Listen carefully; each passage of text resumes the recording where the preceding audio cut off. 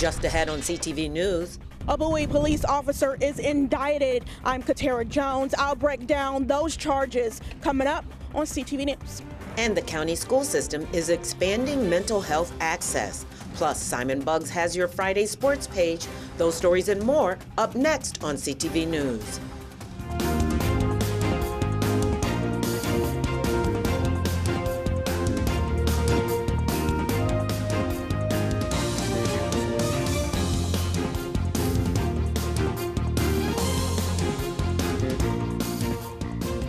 Good evening. This is CTV News for October 25th. I'm Mariah Jalad. Thanks for joining us. A 12-year veteran of the Bowie Police Department is indicted by a grand jury following a police-involved shooting. State's Attorney Aisha Braveboy announces the charges at Bowie City Hall yesterday. CTV's Katara Jones was there and has more on this developing story. This case involves Bowie police officer Sergeant Robert Warrington. During yesterday's press conference, State's Attorney Aisha Braveboy announces the indictment charges against him, which include attempted second-degree murder, assault, reckless endangerment, and misconduct in office. These charges stem from an incident back on September 12th, where Warrington fired his weapon at a man on Route 197. Bowie police released the dash cam and body cam video of that incident. We want to warn our viewers at home that the video you are about to see is quite disturbing. You here to help her? Nah, she taking me in the hospital. Come here. You got a gun. What'd I do? What'd I do? You got a gun. I don't have a gun. I don't have a gun. No! What did you do? 210. 210. Start me another unit. What did you do? Why did you do that? Why did you do that? I'm sorry. I'm sorry. I'm sorry. I'm sorry. I'm sorry. I'm sorry. Braveboy, along with Bowie leaders, spoke about the September 12th incident. And it's important that those who have been sworn to protect and serve the public really value life. And when actions of an officer or anyone, whether it's a civilian as well, show a disregard for life, the law is there to hold them accountable. And that's what's happening in this case at this time. As in all use of force cases, from the most minor uses of force to deadly force situations, we conduct a complete and thorough review, which involves our command staff as well as our training staff, and we evaluate each and every incident to see if there are areas of training that we need to incorporate or make improvements or recommendations. But I think you can tell from the video, it's something that we need to make sure we continue to maintain our transparency on all that happens and our integrity of making sure that everybody is accountable. Braveboy says that the man that was shot was never arrested or even charged with a crime. Now, as for Sergeant Warrington, he has been suspended without pay. Katara Jones, CTV News. Thank you, Katara. Meantime, the Fraternal Order of Police Bowie Lodge number 140 says, quote, Lodge 140 humbly requests that the public bear in mind that law enforcement officers are forced to make split-second decisions in the most stressful situations. And if you were like many Prince Georgians, you were eager to cast your ballot this week, and the numbers from the first day of early voting are in. Prince George's County had a record-breaking day. Over 21,000 voters cast their ballots yesterday, compared to only about 3,000 who cast their ballot on the first day of early voting back in 2020. This is a huge jump, as the eligible active voters in the county in 2020 was just over 37,000. The eligible actives this year, over 600,000 voters. Meantime, all eyes are on the Maryland's U.S. Senate race as the state's early voting period is in full swing. Maryland voters will pick between top party candidates, Democrat Angela Alsobrooks and Republican Larry Hogan. According to a recent poll, Alsobrooks is leading Hogan. This is good news for the county exec as she looks to nab retiring U.S. Senator Ben Cardin's seat in the U.S. Senate. In order to win, she will need to defeat Hogan, who served as governor of Maryland for 2 terms in a predominantly blue state and is still very popular amongst voters. And we recognize that handing a majority to the Republican Party is not, in my opinion, in the best interest of our state or of our country. And I think that message is resonating with Marylanders who say that, you know what, maybe they voted for him for governor, but recognize that the Senate is a totally different body where you vote along with people in your caucus. And the people in the Republican caucus have declared war on reproductive freedoms, have been unable to take action on gun legislation. And of course, Election Day is Tuesday, November 5th. The Washington Post is taking a bold step by opting out of endorsing a presidential candidate for the first time in 36 years. Publisher William Lewis announced the decision Friday, saying the paper's goal is to remain nonpartisan and independent, allowing readers to make up their own minds. The Post also announced that they will not be endorsing any presidential candidate in future races as well. The move has already sparked backlash, with former editor Marty Barron calling it, quote, disturbing spinelessness, and argues the move could embolden political figures to pressure media owners. Maryland election officials have tightened communication rules after board members reportedly engaged with a plaintiff in an election-related lawsuit. In a unanimous vote, the State Board of Elections approved a new rule limiting contact with groups actively suing the board. Board members Diane Butler and Jim Shalek, who were involved in the email exchanges, deny any misconduct. Butler calls the coverage partisan and is urging the board to publicly defend its members. And the Justice Department secures more than $100 million in a settlement with the owners of the Dolly cargo ship following the tragic Francis Scott Key Bridge collapse in March that killed 6 and halted Baltimore's port. The payout covers federal response costs, ensuring the companies and not taxpayers cover the cleanup. Justice officials say the swift settlement, just 1 month into litigation, holds Singaporean companies Grace Ocean Private Limited and Synergy Marine accountable while bypassing prolonged court battles. Maryland's separate claim for bridge reconstruction remains ongoing. And Prince George's County Police are investigating a fatal shooting in Riverdale. Police were alerted early Thursday morning of the shooting on Veterans Parkway. The victim, 38-year-old Javier Cervantes, was shot multiple times and found in the roadway. He was pronounced dead at the scene. As detectives investigate, they believe this was not a random shooting. If you have any information, visit pgcrimesolvers.com. And more money for mental health is coming to Prince George's County Public Schools. Nearly $25 million was granted by the Maryland Community Health Resources Commission. The funding will go towards in-school mental health assistance, staff training, crisis intervention, and more. Aside from funding wellness services, the grant will give students the tools they need to succeed. It's literally impossible to expect a child to excel in the classroom when mentally, emotionally, they're not in the right place.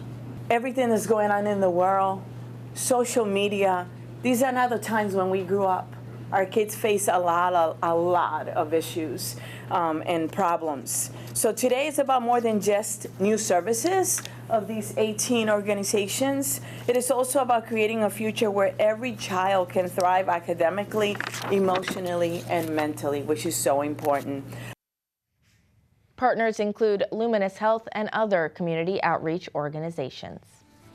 And you're watching CTV News. I'm Mariah Jalad. Still to come, Thanksgiving is around the corner, and it's never too early to think about what you bring to the table. Coming up next on CTV News, we are in the kitchen with the owner of Think Cheesecake, and we're learning how to make a cheesecake from scratch. My message to veterans is that really seriously look at the VA home loan program. It has been transformational to my family because we were wanting to look for a home here in the DC area that we could settle down in, and building equity in the home is a big part of the program. Home for me is family. It's a place where you know your neighborhood, you know your neighbors. It's not just the house, it's really what's around that makes it home. Well, it may be far from your mind, but unpredictable winter weather could be right around the corner. That's why the Department of Public Works and Transportation held its snow and ice control dry run exercise today. It's a chance for drivers to get familiar with their routes and make note of anything that could get in their way on snowy days. It is October, it is a gorgeous day outside, but we really need to be proactive about this, and we are proactive about it. We never know what Mother Nature will do. For the past couple of years, we've had some relatively mild winters, but just in case Mother Nature decides this will be the winter that we get a big one, we want to make sure that we're ready. That's why nearly 370 Department of Public Works and Transportation employees are out in the county on a dry run. They're testing more than 150 trucks and snowplows, making sure everything is in working order. These trucks we have the snowplow in front of the truck. Is to clear the roadway, and then we have the spinner in the back, on the back of the truck. That's where we control the salt.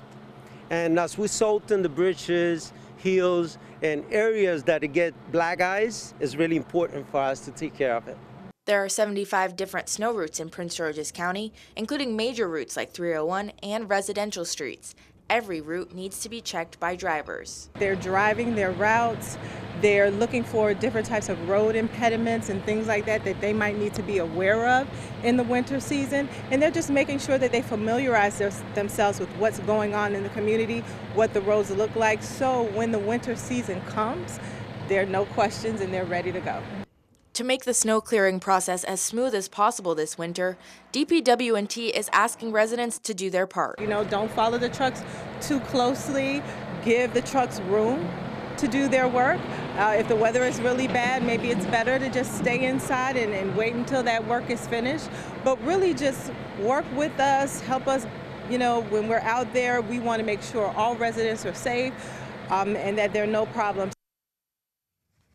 To learn more about snow and ice control in your area, you can visit dpwt.mypgc.us. And as a part of the blueprint for Maryland's future, every local school district had to submit their plans for implementing the blueprint and boosting student achievement. Well, the Blueprint Board has begun approving those plans, and only 2 counties checked all the boxes they're looking for. Garrett and St. Mary's counties had their education reform plans approved, allowing the board to release 25% of Blueprint funds that had been withheld from the current year's budget. The remaining 22 school districts have until November 12th to submit their revised plans, and if those plans still don't get approved, local school officials will receive a written warning and have to submit new updates by January 30th. And get ready to satisfy your sweet tooth. Today, we're whipping up a delicious cheesecake that's sure to impress. Our reporter is in the kitchen, ready to share tips and tricks for creating this classic dessert.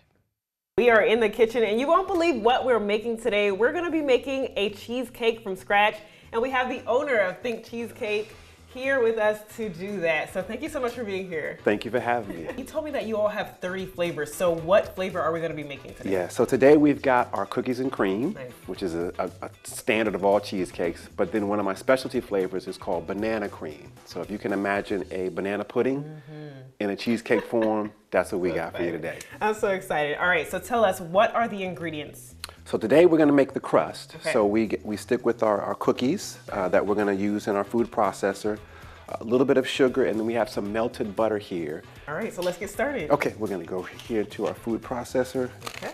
Need to break them up a little bit. Crushing those up. Yeah. And do you have a certain type of brand that you prefer when it comes to the cookies? I do. Okay. Honey-made graham crackers are usually some of the best. And I particularly use the cinnamon ones because it adds a little bit of flavor and texture.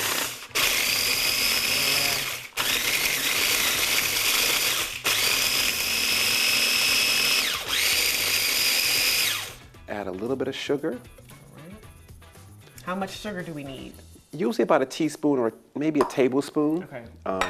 I kind of do a lot of things by sight. Yes. But we stir it up, incorporate the sugar pretty good, and then we add our butter. And today we're making a 6-inch cake, so we're not going to use that much crumb mixture or butter. And you just kind of stir it together. I'll pour it in there. And just kind of smash it down with your fingers and hit all the edges. Yeah, yeah, there you go. Good. Looks. I think you've done this before. No, I have not. Oh, first timer here. Okay. Well, you might pass. So you're looking good, though. We'll take this, put it in the oven for about maybe 10 or 15 minutes. How hot does the oven need to be? 350. 350. Yeah, 350 about 10 minutes, 10 to 12 minutes actually. Okay, so now we have it in the refrigerator and we're gonna take it out and show us what we got. Let me grab you that banana cream here. Excellent. And once again, that beauty of the springform pan, just slide it a little bit. Take the ring off. Now, what kind of pan is it? So what? Springform. A springform pan, okay. Helps you to, so that way you're not damaging the size of the cake. Yeah. This is really good. That's usually the expression we like to get, yeah. This is so good. Like, every bite is like a different flavor, like, really good. Yeah. Well, thank you so much. Thank you. No, I'm glad you enjoyed. We're gonna toss it back to you guys at the desk. Thanks, Michaela. Looks great. Can't wait to try it. With Halloween creeping up, consumers are preparing for a season of budget horror. According to a Lending Tree survey of more than 2,000 consumers, almost 60% of Halloween spenders plan to forego a spooky purchase this year due to inflation. Only 22% of millennials are likely to go all out on Halloween decorations, while 18% of Gen Zers plan to spend money on themed attractions. For those who plan to spend on Halloween, the average amount is expected to be $172. And last night, the city of Laurel shut down its Main Street for their annual Trick or Treat event. Trick or Treat on Main Street is hosted by the Laurel Board of Trade. Every year, traffic is stopped from 6 to 8 p.m. as costumed kids and parents hope for treats from the merchants on Main. We spoke to one business owner on the most popular costumes of the night. This is an annual event that usually takes place the Thursday before Halloween each year. A lot of people in the city come out. They've been doing it for as long as I've been involved with Oliver's. It's been over 10 years. And this is one of the better turnouts we've had. A lot of superheroes, a lot of firefighters, a lot of police officers. Been a lot of Wednesday Addams. That's been a very popular costume this year. And still to come on CTV News, October is Cybersecurity Awareness Month, and our cybersecurity expert, Dr. Caleb Charles, is back with more tips to keep you safe online. Back in a moment. Teachers are dynamic leaders, shaping a new generation, innovating how they teach to prepare students for our fast-changing world. Achieving this takes skill and expertise. They're tireless explorers, creatively discovering a universe of solutions. Telling stories, experimenting, inspiring, mentoring, connecting cultures, and connecting with each other. Leading by example. Experience the unique joy of helping students thrive. Teaching is a journey that shapes lives. Are you ready? Explore teaching at teach.org. Welcome back. October is Cybersecurity Awareness Month, and we're reminded that online safety is everyone's responsibility, from setting strong passwords to spotting phishing attempts. Today, we're joined by CTV's cybersecurity expert and educator, Dr. Caleb Charles, here to dive into these essential habits and the ever-evolving world of cyber threats. Thank you so much for being here with us again, Dr. Charles. Thank you for having me. So why is it important to keep those basic cybersecurity habits, even though we've come so far in terms of technology? Yeah, so basically, when we look at a lot of the compromises and attacks that have actually occurred, we realize that the basic implementation being left out is what caused many of these breaches to happen. So simple things like clicking, thinking before you click, making sure that you have your antivirus updated, and making sure that you read the emails to see if it's a possible phishing attack or not. Some of those very basic things are what's leading to some of the biggest breaches that we've been getting. And beyond those breaches, what are some common misconceptions about cybersecurity that we can use this month to really address? Yeah, many individuals feel that, hey, you know, I'm just a individual person. Hackers really don't care about my information. And basically, hackers look for the weakest link. So if your system is not configured correctly, if you don't have the right controls in place, they will take advantage of compromising your information. And I know that one thing that can really put you in a compromising situation is using the same password across all your accounts. And you know, I have 38% of people use unique passwords for all their accounts. So why do we need to be using different passwords? What does that do for us? So basically, if you use the same password for all your online account, that is what is known as a digital skeleton key. Basically, that one password will be able to use multiple online accounts to gain access. And if your account were to be breached by one particular vendor or one particular entity, the hackers will be able to say, hey, let me use this particular email and this particular password in this banking and this online Amazon account to be able to gain access. The problem is that we have a lot of online accounts, and it's very difficult to kind of have a different password for each one. Right. So what's something that can make it easier to create those different passwords and keep track of them? Sure. A password manager is one. A password manager allows you to keep different passwords for all your different types of account, and you have one main password to access the password manager to gain those particular components. And even using multi-factor authentication would be very helpful as well. And so multi-factor authentication, I wanted to talk about that. Should we be using that every time it's offered to us? How can somebody that's never used it before get started? Yeah, it's very easy. Many times all you need to do is just click something within your application, like your email or your banking. Some organizations are forcing individuals to use multi-factor authentication by sending a text message to their phone or having them send it to their email. And basically, with the issues that we're having with passwords, if your password were to be compromised, you would need a second authentication method. And mostly that has to do with something you have, like your phone or your email address. So even though your password may be compromised, the second factor usually keep the hackers from gaining access to the account. And how do these hackers hack into our accounts? We hear things about people getting into security cameras in the home, getting into your Alexa or something like that. How do they make that happen? Yeah, so it's basically what we talked about before, just the basics. Many times when you have an Alexa device or when you have a baby cam, you use the default configurations, which has the default passwords or even no passwords. So hackers are aware of these things, and they will take advantage of those weak and basic components that we don't take seriously. So I think that there's just a gap in knowledge on cybersecurity for a lot of everyday people. How can we help close that gap? Basically, you know, even though October is National Cybersecurity Awareness Month, just keeping in mind that security is important all the time. And many times at work or even your bank and other vendors will provide certain tips.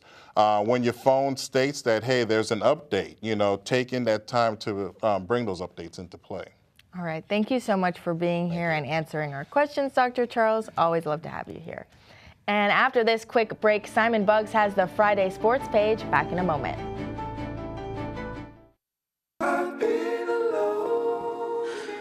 I wonder if you know that I want the best for you.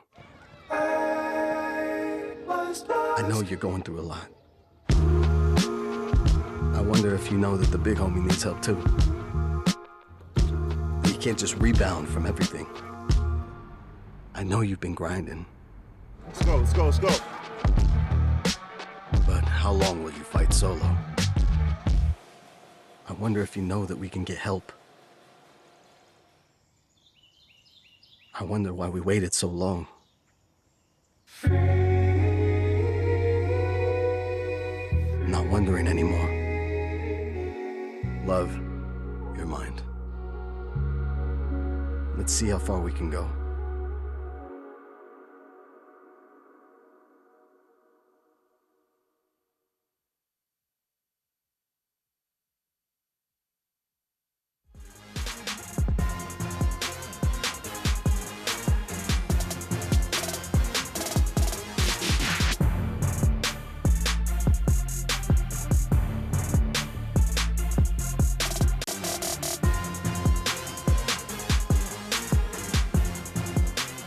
What's going on, people? You know what time it is. Let's go. Well, it was an exciting night for Wizards fans yesterday as the team played their first game of the season. Washington took the court against the Boston Celtics in their regular season opener. The Wizards were in striking distance of the defending champs by halftime as the team was only down 10. But in the second half, the Wizards couldn't get back in the game as they were outscored by 10 again and lost the game 122-102. A little sloppy at first in the first half, and then we turned it on, and yeah, we looked good in the second half. So just got to carry it on and handle business Saturday in Detroit.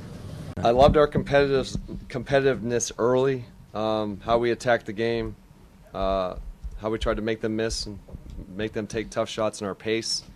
I thought we played a probably pretty good 20 out of the 24 minutes in the first half. Then they had a nice little run at the half, and that bled in to start the third. Night in and night out, when we go against each other, we're building each other, making each other stronger. But now we're playing against other guys. We're playing against other teams, and that's going to bring us together collectively. And I think we got a really, really good unit with a really good coaching staff behind us as well. So I think we'll be in a really good situation going forward. Washington will have another shot to get their first double of the season when they face off against Donovan Mitchell and the Cleveland Cavaliers tomorrow at 7 o'clock. Meanwhile, good news, Commanders fans, the team will be back in action this weekend as Washington will host Caleb Williams and the Chicago Bears on Sunday. Chicago is coming into this game on a roll as they're currently on a 3-game winning streak. And defensive coordinator Joe Witt Jr. gave his thoughts on what his unit needs to do in order to slow down that Chicago offense. We have to just do a good job because the running backs running well. The screens, they run the screens as good as anybody in football, especially with Swift and Moore. So, we have to make sure that we do a great job of leveraging the screens. Screens play by 11 men. We have to set the edges inside out. If they get their bigs out to block our littles, our bigs got to come tackle their littles, And so we have to set the edge and be ready to go from that standpoint. Kickoff is at 4:25. I can't wait. And it's Friday Night Lights, so be sure to go out and support your local high school football teams. Oxon Hill will try and get their second straight win when they take the field against Bladensburg. Wide's quest to repeat as state champs continues as they'll face off against Bowie. And finally, Laurel will try and defend home turf as Northwestern will be coming in to take on the Spartans. All games begin at 7 o'clock. And there'll be more action on the gridiron this weekend as the UMD football team will be taking on Minnesota tomorrow at 3:30, and my Bowie State Bulldogs will match up against Virginia Union at Bulldog Stadium tomorrow at 1 o'clock. And that wraps up your Friday sports page. Okay, thank you so much, Simon. Of course. Now we're going to take a look at our 3-day weather forecast. Tonight will be partly cloudy. Tomorrow will be sunny with a high of 69 and low of 41. Sunday, temps will drop to a high of 59, Monday a high of 63 and low of 45. For our community calendar, tomorrow the city of Bowie is hosting Drug Take-Back Day. Residents can come to the Bowie Police Department to dispose of unused or expired prescription medications. Drug Take-Back Day is a national event sponsored by the U.S. Drug Enforcement Administration to provide a safe and legal way to discard unwanted medication. This event is from 10 to 2. For more information, contact 240-544-5758. And that wraps up CTV News for now. Thanks for joining us. We'll see you again on Monday. Good night. Good night, everyone. Have a great weekend.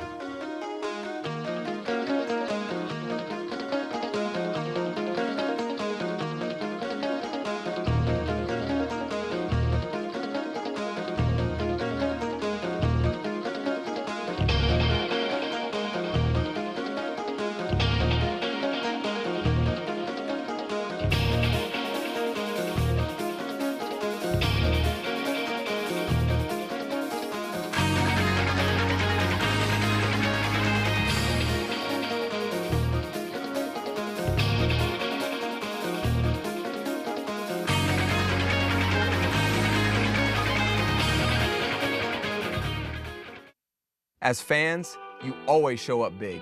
You drive hours to away games. Brave 0-degree weather. You go all out. Now, it's time to show up just as big for our country. And that starts with registering to vote. The average time to register is literally 2 minutes. 2 minutes. 2 minutes. It's not just our game that needs us. Our country and local communities do too. Let's get it.